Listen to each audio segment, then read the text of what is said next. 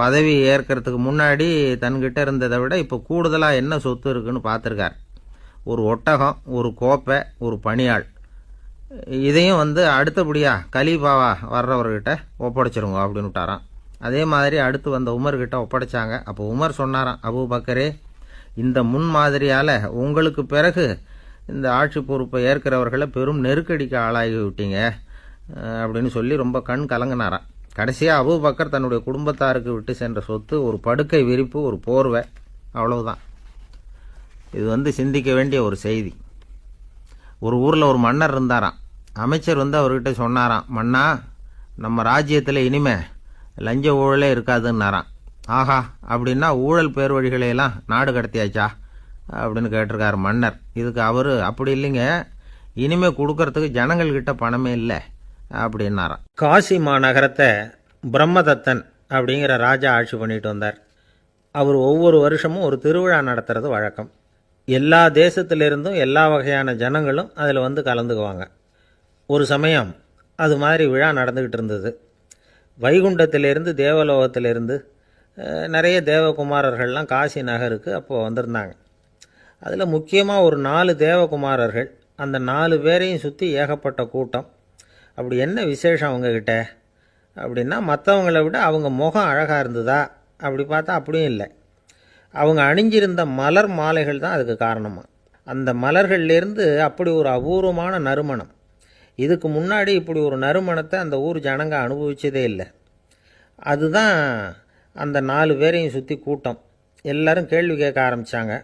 உடனே அந்த 4 தேவகுமாரர்களும் எல்லாருக்கும் தெரியும்படியாக வானத்தில் எழும்பி கொஞ்சம் உயரமாக நின்றுக்கிட்டாங்க. கீழே நின்றுக்கிட்டு இருந்த அரசன்லேருந்து ஆண்டி வரைக்கும் ஒருத்தர் பாக்கி இல்லாமல் ஒரே குரலில் எல்லாரும் அவங்கள பார்த்து, எங்களுக்கும் இது மாதிரி மாலையை போட்டுக்கணும்னு ஆசையாக இருக்குது, அதுக்கு நீங்கள் தான் அருள் பண்ணணும் அப்படின்னு கேட்டுக்கிட்டாங்க. மாலை போட்டுக்கிறதுனா எல்லாருக்கும் ஆசையாக தானே இருக்கும். அந்த 4 தேவகுமாரர்களில் ஒருத்தர் புத்தர் பிரான். அவர் சொன்னார், பூலோகவாசிகளே, நான் சொல்கிறத கொஞ்சம் பொறுமையாக கேளுங்க. கக்காரு அப்படிங்கிற கற்பக விருஷத்தின் மலர்களால் தொடுக்கப்பட்டது இந்த மாலை. இதுக்கு நிறைய சக்தி உண்டு. எந்த காலமும் இது வாடாது, வாசனையும் குறையாது. ஆனால் இதை அணிந்து கொள்றதுக்கு சில தகுதிகள் தேவை அப்படின்னார். என்ன தகுதி அது சொல்லுங்களேன் அப்படின்னு ஏக காலத்தில் எல்லாரும் சத்தம் போட்டாங்க.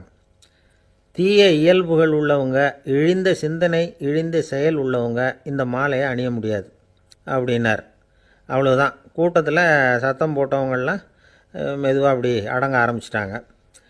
இன்னொரு தேவகுமாரன் சொன்னார், அடுத்தவங்க பொருளை அபகரிக்காதவன், அடுத்தவங்களுக்கு கெடுதல் பண்ணக்கூடிய பொய் பேசாதவன், பேராசையினால் கெட்ட வழியில் பொருள் ஈட்ட நினைக்காதவன் இந்த மாலையை போட்டுக்கலாம் அப்படின்னார். கூட்டத்திலிருந்து யாரும் முன்னுக்கு வரல. ஒரே ஒரு ராஜகுரு மட்டும் கொஞ்சம் முன்னாடி வந்தார். பெரியவர், படித்தவர். அவர், எனக்கு தகுதி இருக்குது அந்த மாலையை போட்டுக்கிறதுக்கு அப்படின்னார். வேறு ஒன்றும் இல்லை, பொய் சொல்லியாவது அந்த மாலையை வாங்கிக்குவோமே அப்படின்னு முடிவு பண்ணிட்டார் அவர். அவ்வளோதான், மாலையை வாங்கிட்டார். அடுத்த தேவகுமாரன் பேசினார். யாருக்கு திடமான அறிவும் மனமும் இருக்குதோ, யாருக்கு நல்ல காரியங்களில் அசையாத ஈடுபாடு இருக்குதோ, நல்ல அரிய பொருள்களை தனியாக தான் மட்டும் அனுபவிக்க விரும்பாதவர் யாரோ அவர் முன்னாடி இந்த மாலையை வாங்கிக்கலாம் அப்படின்னார். அந்த தகுதியும் எனக்கு இருக்குன்னார் ராஜகுரு. மாலையை வாங்கி போட்டுக்கிட்டார். இன்னொரு ராஜகுமாரன் பேச ஆரம்பித்தார். அறநெறியில் செல்வம் சேர்க்கணும், ஆடம்பர பொருள்களுக்கு அடிமையாகக்கூடாது, வெற்றி அடைஞ்சாலும் கர்வம் வரக்கூடாது, அப்படிப்பட்டவங்க இந்த மாலையை போட்டுக்கலாம்னார். துணிஞ்சு பொய் சொல்லி அதையும் வாங்கி கழுத்தில் போட்டுக்கிட்டார் இந்த ராஜகுரு. இன்னொரு ராஜகுமாரன் சொன்னார், சான்றோர்களை நிந்திக்காதவங்க, புறம் பேசாதவங்க இந்த மாலையை போட்டுக்கலாம்னார். அதையும் வாங்கி போட்டுக்கிட்டார். திருவிழா முடிஞ்சுது, எல்லோரும் திரும்பி போயிட்டாங்க. மறுநாள் ராஜகுரு 4 மாலைகளையும் போட்டுக்கிட்டு ராஜசபைக்கு வரார். வந்தவர் ரொம்ப அவஸ்தையோடு வர்றார். மாலையெல்லாம் வாடி போயிட்டுது, வாசனை எதுவும் கிடையாது. அது மட்டும் இல்லை, அவருக்கு கடுமையான தலைவலி வேறு வந்துட்டுது. துடிச்சு போயிட்டார். மாலையை கழட்டவும் முடியல. ஜனங்கள்லாம் அவரை பார்த்து சிரிக்க ஆரம்பிச்சிட்டாங்க. என்னத்துக்கு ஆசைப்படணும், ஏன் இப்படி கஷ்டப்படணும் அப்படின்னு. ராஜா பார்த்தார். மறுபடியும் விழாவுக்கு ஏற்பாடு பண்ணினார். தேவகுமாரர்கள்லாம் வந்தாங்க. ராஜகுரு வந்தார். மக்கள் முன்னிலையில் அவங்க காலில் விழுந்தார், மன்னிப்பு கேட்டுக்கிட்டார். இந்த மாலையை போட்டுக்கிற தகுதி எனக்கு இல்லை. தகுதி இல்லாத ஒருத்தன் தகாத தகுதியை பொய் மூலம் பெறணும்னு ஆசைப்படுறாங்களே, அவங்களுக்கெல்லாம் என்னுடைய தண்டனை ஒரு எச்சரிக்கையாக இருக்கட்டும்னார். அதுக்கப்புறம் தேவகுமாரர்கள் அவர் கழுத்தில் இருக்கிற மாலையை கழட்டினாங்களாம். அந்த மாலைகளும் பழையபடி மனம் கொடுக்க ஆரம்பிச்சுட்டு தான். இதுலேருந்து நாம் தெரிஞ்சுக்க வேண்டியது என்னென்னா, நமக்கு தகுதி இல்லாத ஒரு கௌரவம் நம்மக்கிட்ட தானாக வந்தால் கூட அதை தவிர்த்து விடுறது தான் நல்லது. அதுதான் புத்திசாலித்தனம். ஒருத்தர் வந்தார், சார் எங்கள் இலக்கிய மன்ற விழாவுக்கு நீங்கள் தலைமை தாங்கணும்னார்.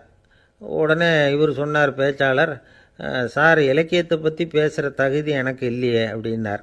உடனே அவர் கூப்பிட வந்தவர் சொன்னார், அந்த தகுதி உங்களுக்கு இல்லைங்கிறது எங்களுக்கும் தெரியும் சார், அதனால தான் உங்களை தலைமை தாங்க கூப்பிட்றேன் அப்படின்னார். அது சரி, தலைமைன்னா அதுக்கு இவர் என்ன தான் அர்த்தம் பண்ணுறாருன்னு தெரியல. ஒரு ஊரில் ஒரு ராஜா இருந்தார். அவர் அடிக்கடி காட்டுக்கு வேட்டையாட போவார். சில நண்பர்களையும் கூட அழைச்சிக்கிட்டு போவார். காட்டுக்கு போனதும் ஆளுக்கு ஒரு பக்கமாக போய் வேட்டையாடுவாங்க. சாயந்தரமாக திரும்பி வருவாங்க. மறுநாள் அரண்மனையில் உட்காந்து ஒவ்வொருத்தரும் அவங்க அனுபவங்களை எல்லாம் சொல்லிக்குவாங்க. அவங்க வீரத்துக்கு தகுந்த மாதிரி பரிசை அந்த ராஜா கொடுப்பார்.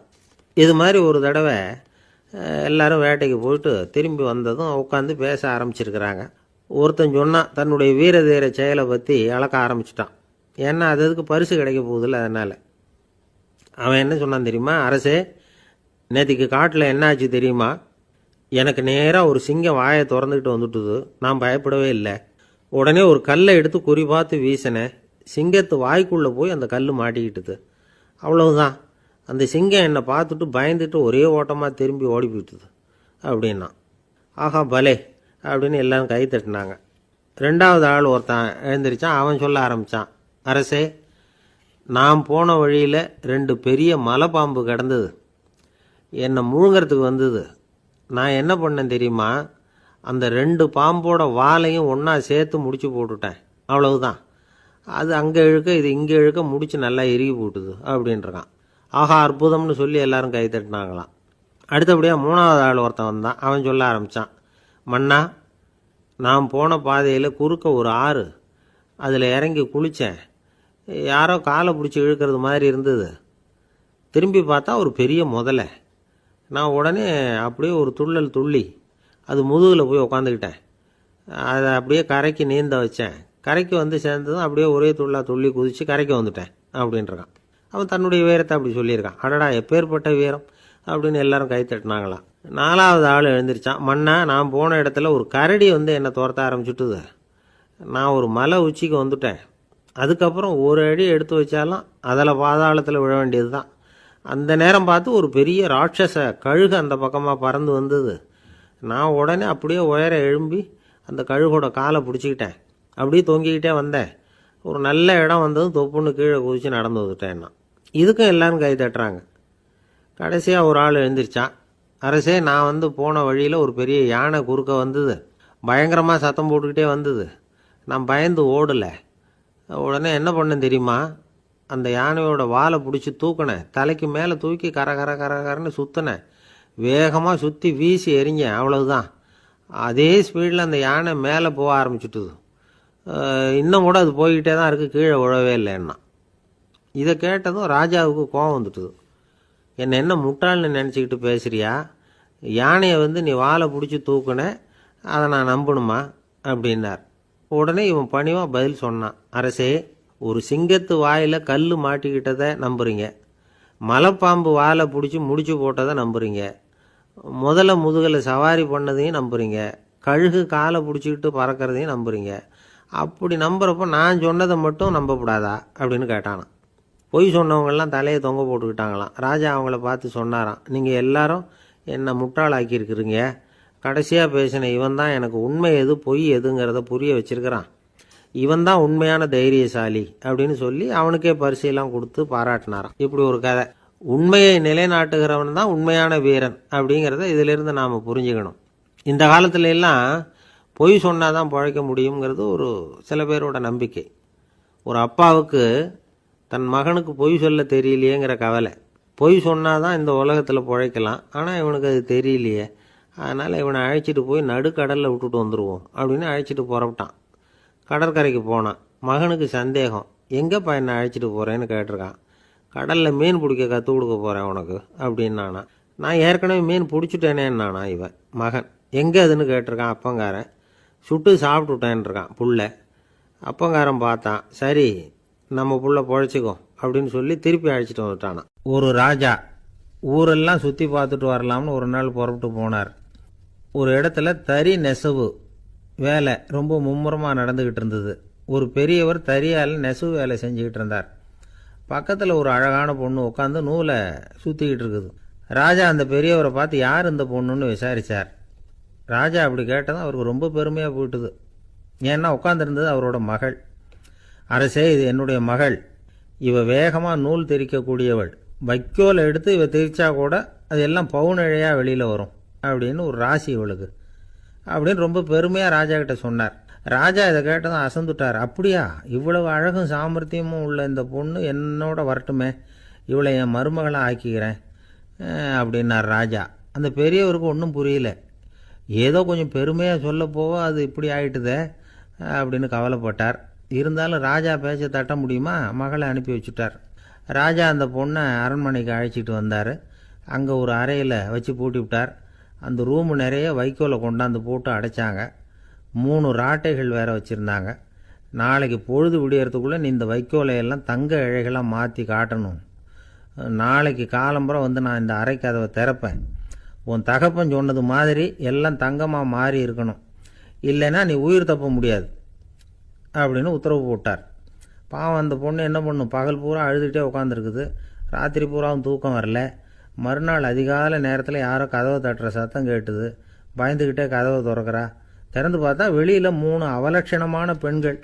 ஒருத்திக்கு வந்து கால் அகலமாக முறை மாதிரி இருக்குது, இன்னொருத்திக்கு கட்டை விரல் கரண்டி மாதிரி பெருசாக இருக்குது, 3ஆவது பொண்ணுக்கு உதடு தடித்து ரப்பர் மாதிரி தொங்கிக்கிட்டு இருக்கு. யார் நீங்கள், உங்களுக்கு என்ன வேணும் அப்படின்னு கேட்குது இந்த பொண்ணு. நாங்கள் உங்களுக்கு உதவி செய்கிறதுக்கு தான் வந்திருக்கிறோம் அப்படின்னு சொல்லி உள்ளே வந்தாங்க. உட்காந்தாங்க.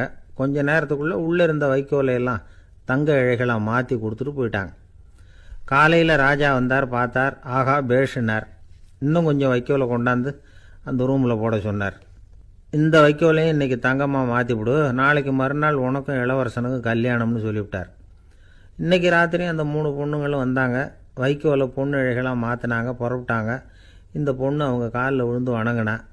என் உசுரை காப்பாற்றினீங்க, உங்களுக்கு நான் என்ன கைமாறு செய்ய போகிறேன் அப்படின்னா. பயப்படாத, நீ விரும்பினா எங்களுக்கு ஒரு உதவி செய்யலாம். உன்னுடைய கல்யாணத்துக்கு நாங்கள் 3 பேரும் வரோம். நீ எங்களை வந்து வரவேற்று ராஜாக்கிட்டேயும் இளவரசர்கிட்டையும் நாங்கள் வந்து உன்னோட பெரியப்பா பொண்ணுங்கன்னு சொல்லி அறிமுகப்படுத்தி வை, நாங்கள் விருந்து சாப்பிட்டுட்டு போயிடுறோம் அப்படின்னாங்க. ரொம்பவும் சந்தோஷமாக சரின்னு ஒத்துக்கிட்டா. கல்யாண நாள் வந்தது. கல்யாணம் ரொம்ப கோலாகலமாக நடந்துக்கிட்டு இருக்கு. எல்லா தேசத்து ராஜா ராணிகளும் வந்துக்கிட்டு இருக்கிறாங்க. அந்த 3 அவலட்சணமான பொண்ணுங்களும் வந்து சேர்ந்தாங்க. யார் இவங்கன்னு கேட்டார் ராஜா. என் பெரியப்பா பொண்ணுங்க அப்படின்னா அந்த பொண்ணு. காலும் உதடும் கட்டை விரலும் ஏன் இப்படி உங்களுக்கு அவலட்சணம் ஆயிட்டுது அப்படின்னு கேட்டார். அதுக்கு அந்த பொண்ணுங்க பதில் சொன்னாங்க. என்ன செய்கிறது, ஓயாமல் வைக்கோலை நூற்று ஒருத்தியோட கட்டை விரல் அப்படி கரண்டி மாதிரி ஆயிட்டுது. நாக்கில் தொட்டு தொட்டு திரிச்சதுனால ஒருத்தியோட உதடு அப்படி ஆயிட்டுது. காலால் கட்டையை அழுத்தி அழுத்தி தறி போட்டதுனால இன்னொருத்தையோட கால் அப்படி ஆயிட்டுது.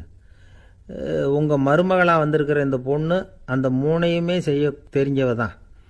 என்ன ஆக போதோ இன்னும் கொஞ்ச நாளில் அப்படின்னாங்க. அவ்வளவுதான். ராஜா பயந்துட்டார்.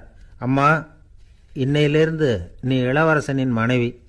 நீ எப்பவும் அழகாக இருக்கணும், அதனால் நீ இனிமேல் வைக்கோலை திரிக்கவே கூடாது அப்படின்னு உத்தரவு போட்டார். அவளை இக்கட்டான சூழ்நிலையிலிருந்து காப்பாற்றின அந்த 3 பொண்ணுங்களும் சந்தோஷமாக திரும்பி போயிட்டாங்களாம். சுவாமி சின்மயானந்தர் இந்த கதையை சொல்லியிருக்கிறார். தன்னலம் மறந்து சுயலாபத்தை வந்து தியாகம் செய்கிறது வைக்கோல்ல இருந்து தங்க இழையை நூக்கிறது மாதிரி அப்படிங்கிறார் அவர். அது இருக்கட்டும், இப்போ நம்ம கதைக்கு வருவோம். ஒரு ராஜா தன்னோட மகனுக்கு சுயவரம் நடத்தினார். எல்லா தேசத்திலிருந்தும் ராஜகுமாரர்கள் வந்திருந்தாங்க.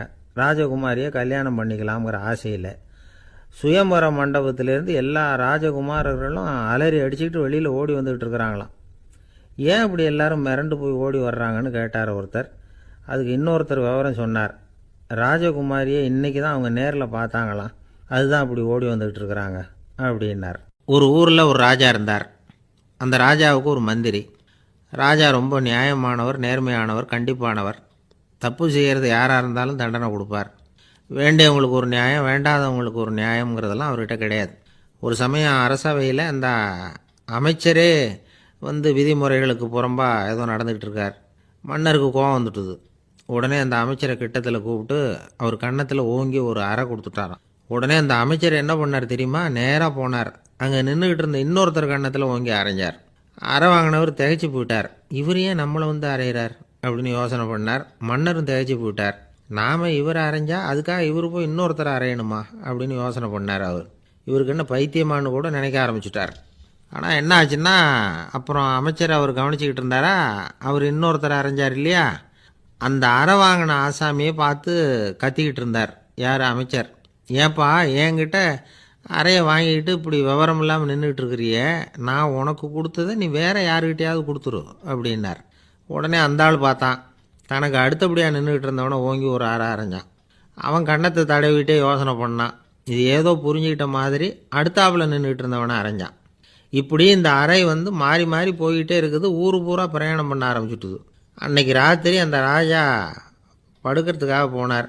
அந்த நேரம் பார்த்து அவர் கன்னத்தில் பலார்னு ஒரு அறை விழுந்தது. நம்மளே அரையிறது யார் அப்படின்னு அதிர்ச்சியோட மன்னர் திரும்பி பார்க்குறாரு. அரைஞ்சது அவரோட மனைவி. என்னாச்சு உனக்குன்னு கத்துனார் ராஜா. உங்களுக்கு தெரியாதா, ஊர் பூரா ஒருத்தர் மாற்றி ஒருத்தர் மூலமாக இந்த அறை வந்து பிரயாணம் பண்ணிட்டு வருது அப்படின்னாங்க அந்த அம்மா. அப்படின்னா ஆரம்பித்த இடத்துக்கே வந்துட்டுதா அப்படின்னாராம் மன்னர். என்ன சொல்கிறீங்கன்னு கேட்டிருக்காங்க. இவர் விவரத்தை சொன்னாராம். அப்படின்னா நீங்கள் ஆரம்பித்து வச்ச இந்த விளையாட்டை நான் முடிச்சு வச்சுட்டேன் அப்படின்னாங்களாம் அந்த அம்மா. மறுநாள் காலை மறுபடியும் அரசவை கூடிச்சு அந்த அமைச்சர் மன்னரை பார்த்து கேட்டார். என்ன மகாராஜா, என்கிட்ட கொடுத்ததை திருப்பி வாங்கிட்டீங்களா அப்படின்னாராம். இப்படி நடக்கும்னு நான் எதிர்பார்க்கவே இல்லைன்னார் மன்னர். ஆனால் நான் எதிர்பார்த்தேன். அது எங்கே போயிட போகுது, ஊர் பூரா சுற்றி கடைசியில் உங்ககிட்ட தான் வந்து சேரும் அப்படிங்கிறது எனக்கு தெரியும் அப்படின்னார் அமைச்சர். இந்த கதை வந்து வேடிக்கையாக இருந்தால் கூட இதில் உள்ள கருத்து முக்கியமானது. இந்த உலகத்தில் பல கருத்துக்கள் இப்படி தான் மாறி மாறி சுற்றி வந்துக்கிட்டே இருக்குது. நம்மளும் ஒருத்தன் தன்னுடைய நண்பன் ஒருத்தனை கடத்தரில் பார்த்தான். உடனே ஓடி போய் பலார்னு ஒரு அறை கொடுத்தானான். அவன் கன்னத்தை தடவிட்டு ஏன்டா என்ன அரைஞ்சேன்னு கேட்டிருக்கான். நீ ஏன்டா என்னை முட்டாள்னு என் மனைவிட்ட போய் சொன்னேன் அப்படின்ட்டுருக்கான் அவன். உன்னை ஒரு முட்டாள்னு சொன்னதுக்காகவா நீ என்ன அரைஞ்ச அப்படின்னு கேட்டிருக்கான் இவன். டேய், நான் அதுக்காக அறையலப்பா, அது ஒரு பெரிய ரகசியம். நான் முட்டாளுங்கிறது அந்த ரகசியத்தை நீ வந்து ஏன் எங்கள் வீட்டில் போய் சொன்னேன், அதுக்காக தான் அரைஞ்சேன் அப்படின்னு நானும் அவன். குறிப்பு மகிழ்வுலாம் தாண்டி நேரடியாக ஆனந்தத்துக்கு பயணம் பண்ணி காட்டுறேன் அப்படின்னா ஒன்றும் புரியல அவன் சொன்னது. அது எப்படி, என்ன பண்ணுவ நீ அப்படின்னு சொல்லி கேட்டோம் ஆச்சரியமா. 2 இட்லி சாப்பிட்டா தானே சார் கழிப்பு, நான் 10 இட்லியும் மொத்தமாக சாப்பிட்ருவேன், அடுத்தவனுக்கு எதுவும் கிடைக்காது, அவனுக்கு கிடைக்காதபடி நாமே சாப்பிட்டுடுறோம்ல, அதுதானே நமக்கு ஆனந்தம் அப்படின்னு அதுக்கு ஒரு விளக்கம் சொல்கிறான். ஒரு கணவன் மனைவி எப்போ பார்த்தாலும் அவங்க 2 பேருக்கும் இடையில சண்டை வந்துக்கிட்டே இருந்தது. இதில் என்ன ஆச்சரியங்கிறீங்களா? நான் அதுக்காக சொல்ல வரல, இது வேற விஷயம். அதாவது சண்டை போடாமல் இருக்கிறதுக்கு வழி சொல்கிற தகவல் இது. நான் சொன்ன அந்த கணவன் மனைவி எப்படின்னா, கணவன் ஒரு வார்த்தை சொன்னால் மனைவி கிட்டேருந்து 2 வார்த்தை பதிலாக வரும். இதுக்கு கணவன் கிட்டேருந்து 4 வார்த்தை பதிலாக வரும். இப்படி வார்த்தைகள் பெருகி போய் கடைசியில் வம்புல வந்து முடியும். அந்த அம்மா பொறுத்து பார்த்தாங்க. அவங்களால தாக்கு பிடிக்க முடியல. பக்கத்து வீட்லேயும் ஒரு கணவன் மனைவி இருந்தாங்க. அவங்களுக்குள்ள சண்டை வர்றதில்லை. அது எப்படி அவங்களால மட்டும் சண்டை போடாமல் இருக்க முடியுது அப்படின்னு இந்த அம்மாவுக்கு ஆச்சரியம். ஒரு நாள் நேராக பக்கத்து வீட்டு அம்மாக்கிட்டே போய், ஏம்மா நீங்கள் எப்படி கணவனும் மனைவியும் சண்டை போட்டுக்காமல் இருக்கிறீங்க, அது எப்படி முடியுது உங்களால் அப்படின்னு கேட்டாங்க. அதுக்குன்னு ஒரு மருந்து இருக்குது, அதை சாப்பிட்டா சண்டை வராது அப்படின்னாங்க அவங்க. சரிங்க, அந்த மருந்தை அவர் சாப்பிட மாட்டேன்னு சொல்லிட்டா என்ன பண்ணுறது அப்படின்னு கேட்டிருக்கிறாங்க இவங்க. அந்த மருந்து அவருக்கு இல்லைம்மா, உனக்கு தான் அப்படின்னாங்களாம் அவங்க. அப்படியா, அப்படின்னா கொடுங்க, ரொம்ப நல்லதாக போச்சு. அதை எப்படி சாப்பிட்றதுங்கிற விவரத்தையும் சொல்லுங்கள், எங்கே அது கிடைக்குங்கிறதையும் சொல்லுங்கள், வாங்கிக்கிறேன் அப்படின்னு கேட்டாங்களாம் இவங்க. வேறு எங்கேயும் போய் வாங்க வேண்டாம், என்கிட்டே இருக்க அந்த மருந்து அதில் கொஞ்சம் தர்றேன், வாங்கி வச்சுக்க. உன் வீட்டுக்காரர் உன்னோட சண்டையை ஆரம்பிக்கிற போகலாம் நீ இந்த மருந்தில் 1 ounce வாயில் ஊற்றிக்கணும். அதை உடனே குடிச்சிடக்கூடாது, ஒரு 5 நிமிஷமாவது அது வாயில் இருக்கணும், அதுக்கப்புறம் குடிச்சிடலாம் அப்படின்னு சொல்லி ஒரு பாட்டில் மருந்தை இந்த அம்மாக்கிட்ட கொடுத்து அனுப்புனாங்களாம். மருந்தை எடுத்துக்கிட்டு இந்த அம்மா வீட்டுக்கு வந்திருக்கிறாங்க. வீடு பூட்டி இருந்ததுனால கணவன் வந்து வாசல்லையே காத்துக்கிட்டு இருக்கிறான். மனைவியை கண்டதும் சண்டை போட ஆரம்பிச்சிட்டான். வீட்டை பூட்டிவிட்டு எங்கே போய் தொலைஞ்ச, எவ்வளோ நேரமாக ஒரு மனுஷன் வாசல்லையே காத்துட்டு கிடக்கிறது அப்படி இப்படின்னு கத்த ஆரம்பிச்சிட்டான். மனைவி இதுக்கு பதிலே சொல்லலை. அந்த அம்மா பேசாமல் வீட்டை திறந்தாங்க, சமையல் அறைக்குள்ளே போனாங்க. ஒரு அவுன்ஸ் மருந்தை வாயில் ஊற்றிக்கிட்டாங்க. அன்னைக்கு சண்டை மேற்கொண்டு வளரவே இல்லை, நின்றுட்டுது. மருந்து பரவாயில்ல. அதுக்கப்புறம் பல சந்தர்ப்பங்களில் சண்டை வரும் போல் இருக்கிற போலாம் இந்த மருந்து அதை நிறுத்தியிருக்கு. பிரமாதமான மருந்தாக இருக்குது இதை கொஞ்சம் அதிகமாகவே வாங்கி வீட்டில் வச்சுக்க வேண்டியது தான் அப்படின்னு முடிவு பண்ணிவிட்டு இந்த அம்மா மறுபடியும் பக்கத்து வீட்டு அம்மாக்கிட்ட போனாங்க. எவ்வளவு விலையானாலும் சரி, நான் காசு கொடுத்து வாங்கி வச்சுக்கிறேன், எந்த கடையில் இருக்குது இந்த மருந்து சொல்லுங்க அப்படின்னு கேட்டாங்க. இந்த மருந்துக்கு விலையே கிடையாதுங்க, இலவசமாகவே கிடைக்கும்னாங்களாம் அவங்க. அது எப்படி விலை இல்லாமல் இதை விற்க முடியுது அப்படின்னு கேட்டாங்களாம் இவங்க. அது மருந்தாக இருந்தால் தானே விலை வைக்கிறதுக்கு, அது வெறும் தண்ணி தானே அப்படின்னாங்களாம். வெறும் தண்ணியாக சண்டையை நிறுத்துது அப்படின்ட்டு இருக்காங்க இவங்க. அது சண்டையை நிறுத்தலை, உன்னோட மௌனம் தான் சண்டையை நிறுத்துது. நீ வாயில் தண்ணியை வச்சுக்கிறதுனால எதிர்த்து பேசுறதில்ல, அதனால் உன்னுடைய கணவர் கோபம் சாந்தமாயிடுது அப்படின்னாங்களாம் அவங்க. இந்த கதையிலேருந்து சண்டையை நிறுத்துகிற மருந்து எதுன்னு தெரிஞ்சுக்கிட்டோம் இல்லையா. ஒருத்தர் என்ன பண்ணார், பாட்டிலில் தண்ணியை ஊற்றி வச்சுக்கிட்டு அவர்கிட்ட வர்றவங்களுக்கெல்லாம் இதை சிபாரிசு பண்ணலாம்னு நினச்சிக்கிட்டு உட்காந்துருந்தார். ஒரு அம்மா வந்தாங்க. இதை கேட்டுவிட்டு இதையே ஒரு மருந்து மாதிரி கொடுக்கலாம்ங்கிறது அவர் முடிவு. அதனால் பாட்டிலில் தண்ணியை அடைச்சி வச்சுக்கிட்டு அதில் கலருக்காக என்னத்தையோ ஒரு ஜீரகம் அது மாதிரி எதையாவது கலந்து வச்சுக்கிட்டு ஒரு மருந்து மாதிரி ஒரு பாவனையில் வச்சுக்கிட்டு உட்காந்துருக்கார். யாராவது வீட்டில் சண்டைன்னா என்கிட்ட வாங்க மருந்து தரேன்னு. ஒரு அம்மா வந்தாங்க. எனக்கும் என் வீட்டுக்காரருக்கும் அடிக்கடி சண்டை வருதுங்க அப்படின்ட்டு இருக்காங்க. கவலைப்படாதம்மா, நான் ஒரு மருந்து தரேன்னு சொல்லி வீட்டுக்குள்ளே போய் ஒரு பாட்டில் எடுத்து வந்து கொடுத்தார். பாட்டிலில் இருக்கிறது என்னங்கிறத சொல்லிவிட்டு அது பேரில் மரியாதை வராது இல்லையா, அதனால் சொல்லலை. அந்த அம்மா வாங்கிட்டு போனாங்க. 4 நாள் கழித்து திரும்பி வந்தாங்க. என்னம்மா வீட்டில் சண்டை நின்று போச்சான்னு கேட்டிருக்காரு இவர். அங்கே நின்று போச்சுங்க, இப்போ உங்ககிட்ட ஆரம்பமாக போகுதுன்னாங்களாம். என்னம்மா அப்படின்ட்டுருக்காரு இவர் பயந்து போய். பின்ன என்னங்க, நீங்கள் என்ன மருந்து கொடுத்துருக்குறீங்க என்னங்க அப்படின்னாங்களாம் கோவமாக. அது வெறும் தண்ணி தானே அப்படின்ட்டுருக்காரு இவர். தண்ணியாக இது நல்லா பாருங்கள் அப்படின்னு அந்த பாட்டில் நீட்டினாங்களாம். இவர் வாங்கி பார்த்துருக்கார். அப்புறம் தான் விஷயம் புரியுது அவருக்கு. இவர் கை தவறுதலாக அவங்க வீட்டில் இருந்த மண்ணெண்ணெய் பாட்டில் எடுத்து அவர்கிட்ட கொடுத்துருக்குறாங்க. அப்புறம் என்ன ஆகும், சண்டை வராமல். வாங்க மாட்டேங்கிறான் சார் அப்படின்னு சொல்கிறது உண்டு. அது எப்படி காதில் வாங்கிக்காமல் இருக்க முடியும்? காதுங்கிறது எப்பவும் திறந்தே இருக்கக்கூடிய ஒன்று தானே. சில பேர் பேசிக்கிட்டே இருப்பாங்க, நாமும் கேட்டுக்கிட்டே தான் இருப்போம். அவர் என்ன சொன்னார் திருப்பி சொல்லு அப்படின்னு சொன்னால் சொல்ல தெரியாது. காது சரியாக கேட்டாலும் நாம் பேசுகிறத மற்றவங்க சரியாக கேட்குறாங்களா அப்படிங்கிறது சந்தேகம்தான். இந்த சந்தர்ப்பத்தில் ஒரு உண்மையை நாம் புரிஞ்சுக்கணும். அதாவது என்னென்னா, கேட்பதுங்கிறது வேற, கவனிக்கிறதுங்கிறது வேற. அதாவது கேட்கறதுன்னா அது ஹியரிங், கவனிக்கிறது அப்படின்னா அது லிசனிங். கேட்கறதுங்கிறது தன்னிச்சையாக நடக்கக்கூடிய ஒரு செயல். இப்போது ஒரு சாலையில் நடந்து போயிட்டுருக்குறோம். எவ்வளவோ சத்தம் நம்ம காதில் விழுந்துக்கிட்டு இருக்கு. கார் போகிற சத்தம் கேட்குது, பறவை ஒரு மரத்துலேருந்து கத்துது, அந்த சத்தம் கேட்குது. இப்படி நிறையா காதில் விழுந்துக்கிட்டு இருக்கு. ஆனால் கவனிக்கிறதுங்கிறது எப்படின்னா, நம்ம முழு மனசை செலுத்தி உன்னிப்பாக கேட்கறது. எத்தனையோ சத்தத்துக்கு நடுவில் தன்னுடைய குழந்தை அழற சத்தத்தை தாய் தெரிஞ்சிக்க முடியுது இல்லையா, அது மாதிரி. விவரம் தெரிஞ்சவங்கலாம் என்ன சொல்கிறாங்கன்னா, கவனித்தல் அதாவது லிசனிங் அப்படிங்கிற செயலில் 3 அம்சங்கள் இருக்கிறதாக சொல்கிறாங்க. அது என்ன 3 அம்சங்கள் அப்படின்னா, முதல்ல காதால் கேட்கறது, இது முதல் அம்சம். ரெண்டாவது என்னென்னா கேட்டதை புரிஞ்சுக்கிறது. மூணாவது என்னென்னா என்ன புரிஞ்சுக்கிட்டோங்கிறத தெரிவிக்கிறது, ஃபீட்பேக் அப்படின்னு சொல்கிற மாதிரி. ஒரு ஆசிரியர் வகுப்பில் பாடம் நடத்திக்கிட்டு இருக்கிறார்.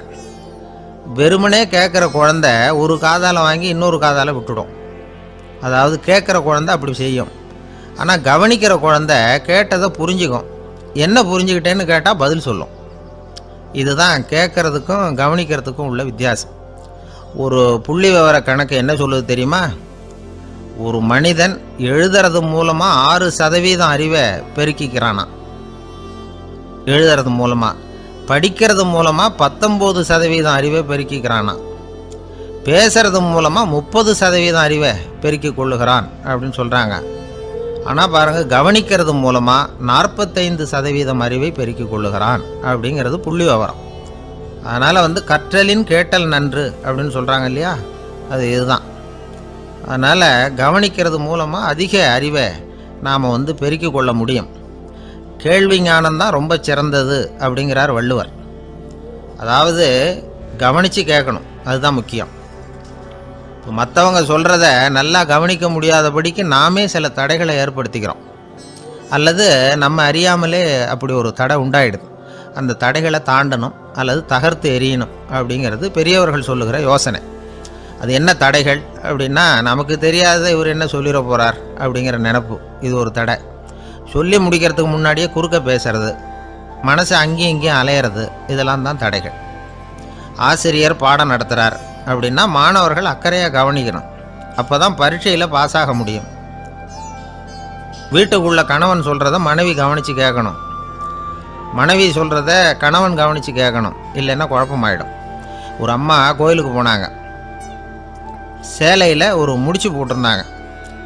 எதுக்கு சேலையில் முடிச்சு போட்டு வச்சுருக்குறீங்க அப்படின்னு கேட்டாங்க. எங்கள் வீட்டுக்காரர் ஒரு கடிதத்தை மறக்காமல் தபால் போட்டியில் போட்டுடணும்னு சொன்னார், ஞாபகத்துக்காக முடிச்சு போட்டு வச்சுருக்கிறேன் அப்படின்னாங்க. கடிதத்தை பெட்டியில் போட்டுட்டிங்களா அப்படின்னு கேட்டாங்க. அது எப்படிங்க முடியும், அவர் கடிதத்தை என்கிட்ட கொடுக்க மறந்துட்டாரே அப்படின்னாங்களாம். அதனால் மறக்கப்படாதுன்னு நினச்சிக்கிட்டே மறந்து விடுறது, இப்படி ஒரு வாழ்க்கை. அதனால் வாழ்க்கையில் நமக்கு இருக்கிறது செவிச்செல்வம் ரொம்ப முக்கியமானது. நிறைய கேட்கணும், சொல்கிறத விட கேட்கணும், கேட்கிறத விட முக்கியம் கவனிக்கிறது. அப்படி கவனிக்கிறது மூலமாக நம்முடைய வாழ்க்கையில் வெற்றி பெறணும். அங்கே நபிகள் நாயகம் உட்கார்ந்துருக்கிறார். அந்த சமயம் அம்மா அங்கே வர்றாங்க. அவங்க கையில் திராட்சை பழ கொத்து, அதை கொண்டுக்கிட்டு வந்து நபிகள்கிட்ட கொடுக்குறாங்க. சாப்பிடுங்க அப்படின்னு சொல்லி ரொம்ப அன்பாக வேண்டிக்கிறாங்க. நபிகள் நாயகமும் ரொம்ப பிரியமாக அதை வாங்கிக்கிட்டார். அதுக்கப்புறம் அதை சாப்பிட ஆரம்பித்தார்.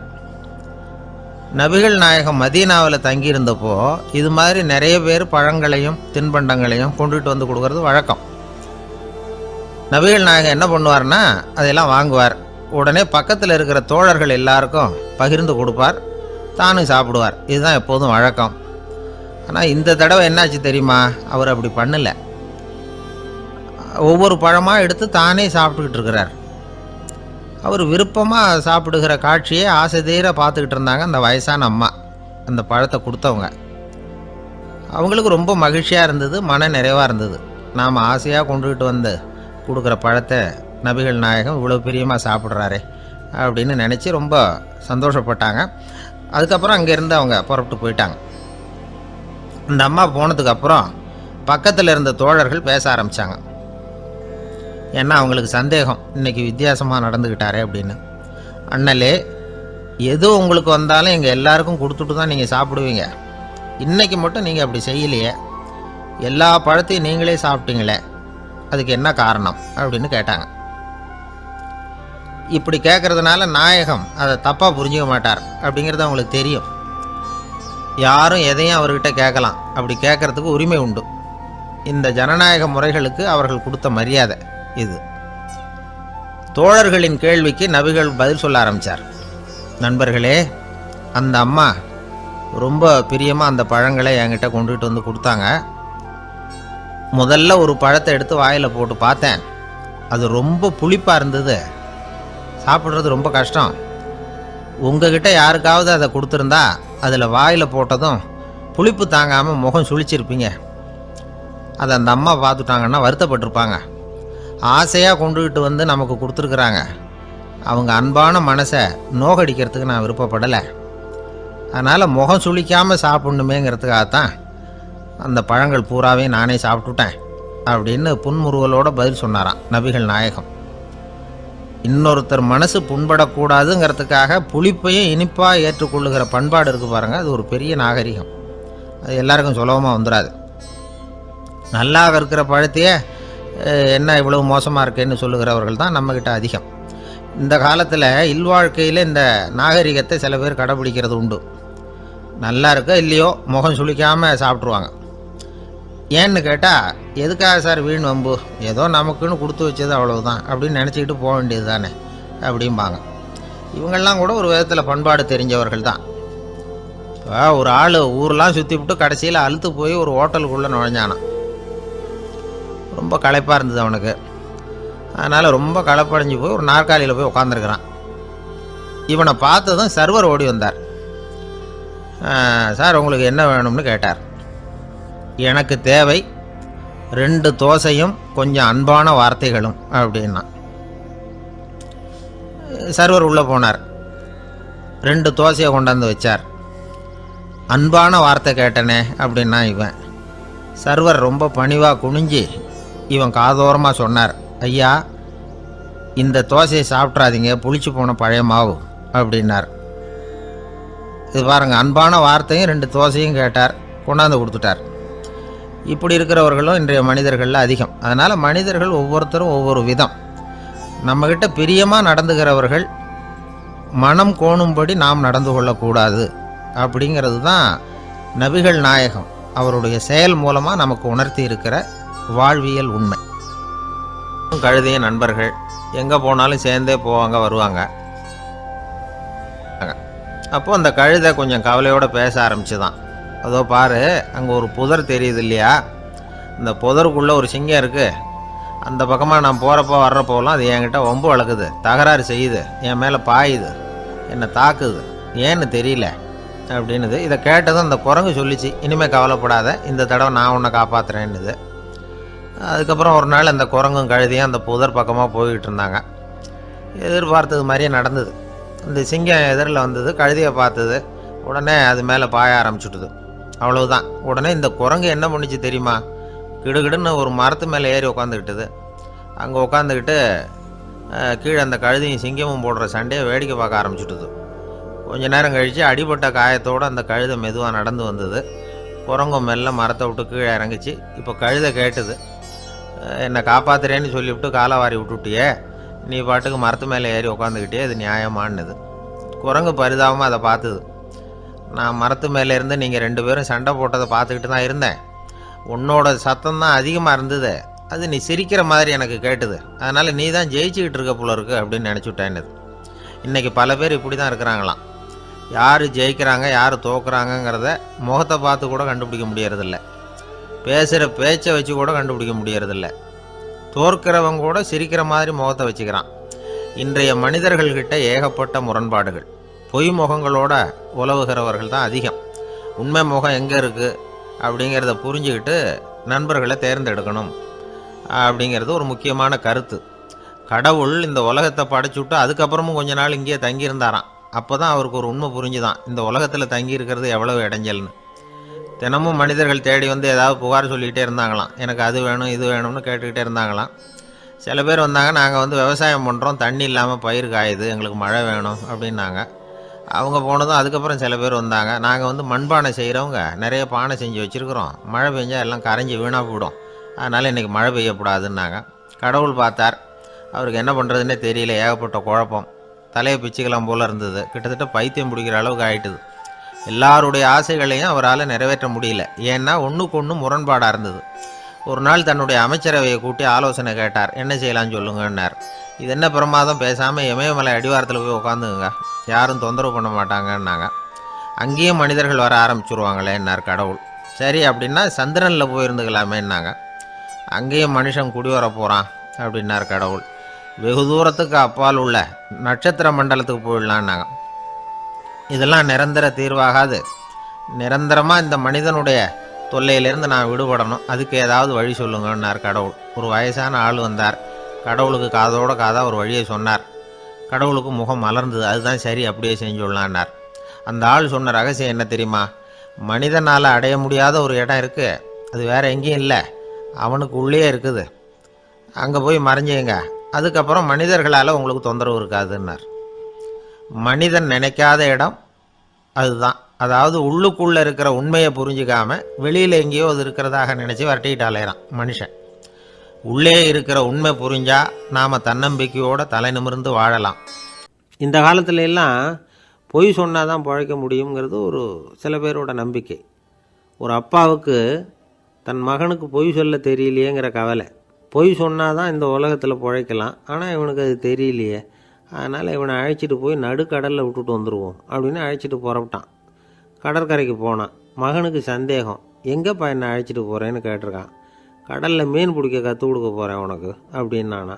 நான் ஏற்கனவே மீன் பிடிச்சிட்டேனேன்னானா இவன் மகன். எங்கே அதுன்னு கேட்டிருக்கான் அப்பங்காரன். சுட்டு சாப்பிட்டுட்டேன்ருக்கான் புள்ள. அப்பங்காரன் பார்த்தான், சரி நம்ம புள்ள பொழைச்சிக்கும் அப்படின்னு சொல்லி திருப்பி அழைச்சிட்டு வந்துட்டானான்.